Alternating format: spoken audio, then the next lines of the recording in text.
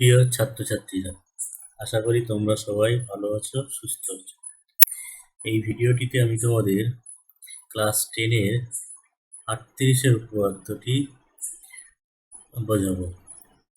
তো 38-এর উপপাদ্যটা কি বলছে দেখো, বৃত্তস্থ চতুর্ভুজের বিপরীত কোণগুলি পরস্পর সম্পূরক। বৃত্তস্থ চতুর্ভুজের বিপরীত কোণগুলি পরস্পর সম্পূরক। এখন সম্পূরক কোণ কাকে বলে সেটা তোমাদের আগে জানতে হবে।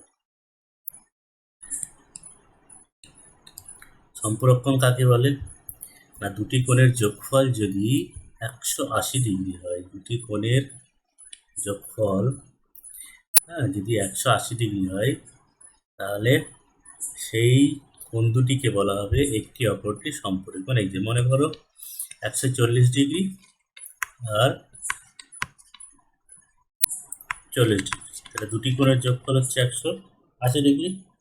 তাহলে এই দুটি কোণকে বলা হবে 40 ডিগ্রিকে বলা হবে 140 ডিগ্রির সম্পূরক কোণ, আর 140 ডিগ্রিকে বলা হবে 40 ডিগ্রির সম্পূরক কোণ। তারপর মনে করো যে 150 ডিগ্রি আর 30 ডিগ্রি, তাহলে এই দুটি কোণের যোগফল 180 ডিগ্রি। তার মানে 30 ডিগ্রিকে বলা হবে 150 ডিগ্রির সম্পূরক কোণ, আর 150 ডিগ্রিকে বলা হবে 30 ডিগ্রির সম্পূরক কোণ। অর্থাৎ দুটি কোণের যোগফল যদি 180 ডিগ্রি হয়, তাহলে সেই দুটি কোণকে আমরা পরস্পরের সম্পূরক কোণ বলব। তাহলে এখানেও ঠিক সেই রকমভাবেই কি বলছে না, বৃত্তস্থ চতুর্ভুজের বিপরীত কোণগুলি পরস্পর সম্পূরক হবে, এটা আমাদের প্রমাণ করে দেখাতে হবে। বৃত্তস্থ চতুর্ভুজ মানে দেখো এই ছবিটাতে এ বি সি, আর এখানে একটা বিন্দু তোমাদের বইয়ে ডি আছে, তোমরা দেখে নেবে। এখানে একটা ডি বিন্দু আছে,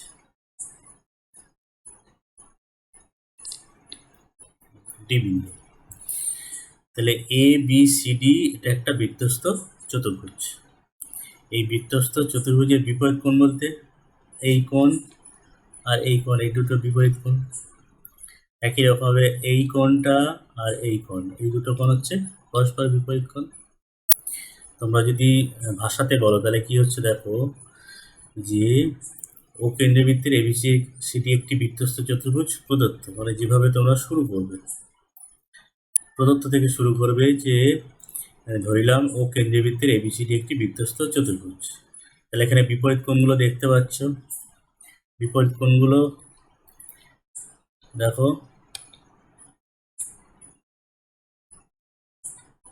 এই যে A B C, A B C এটা একটা বিপরীত কোণ, এ বি সি, এবিসি কোণ, তার বিপরীত কোণ হচ্ছে A D C, A D C. এই বিপরীত কোণ দুটির যোগফল 180 ডিগ্রি, এটা 1 নম্বর।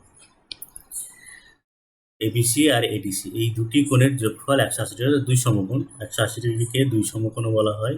180 ডিগ্রি যেহেতু দুটো 90 ডিগ্রির যোগফল, তাই 180 ডিগ্রিকে আমরা বলি দুই সমকোণও বলি, কারণ 90 ডিগ্রি মানে হচ্ছে এক সমকোণ, তাহলে দুটো 90 ডিগ্রি মানে দুই সমকোণ।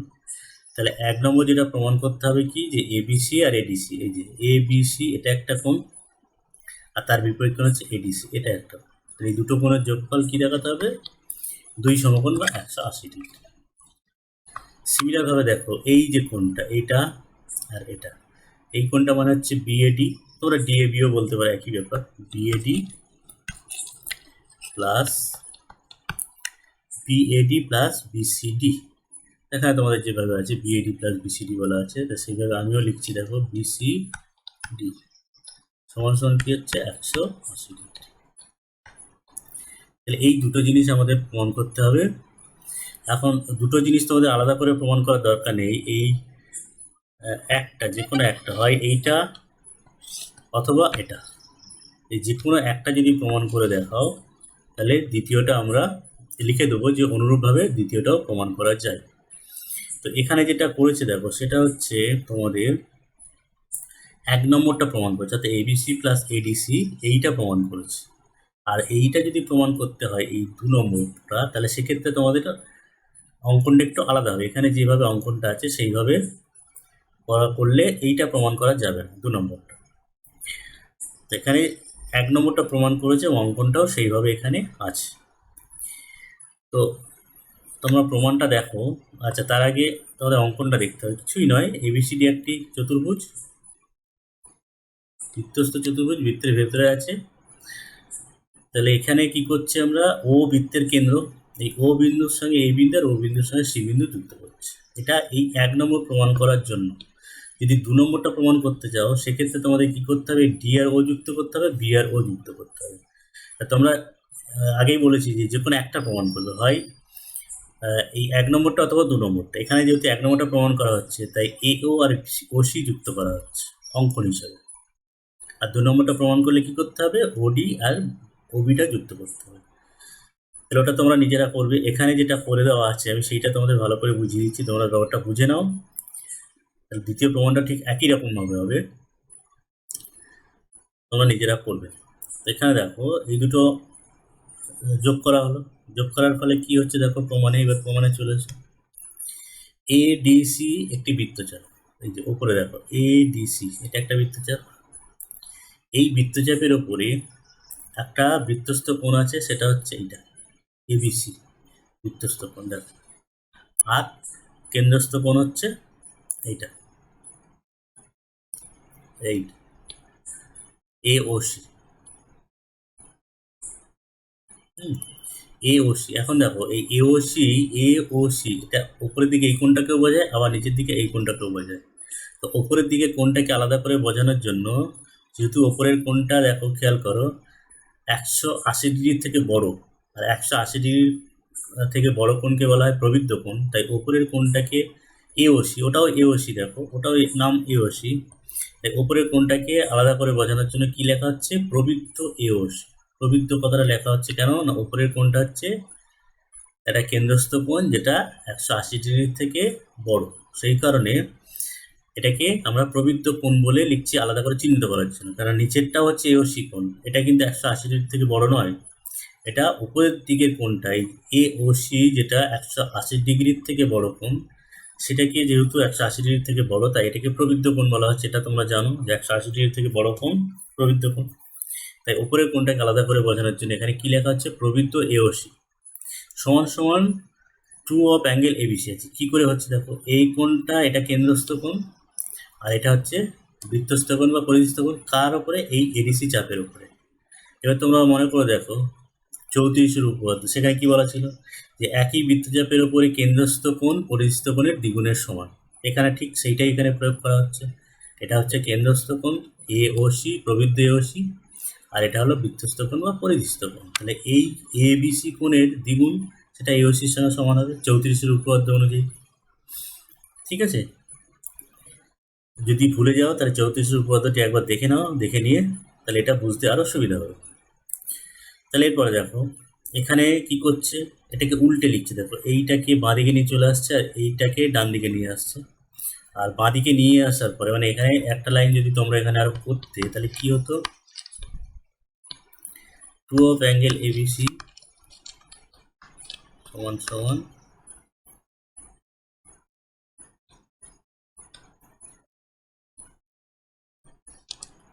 সমান সমান হচ্ছে অ্যাঙ্গেল এওসি।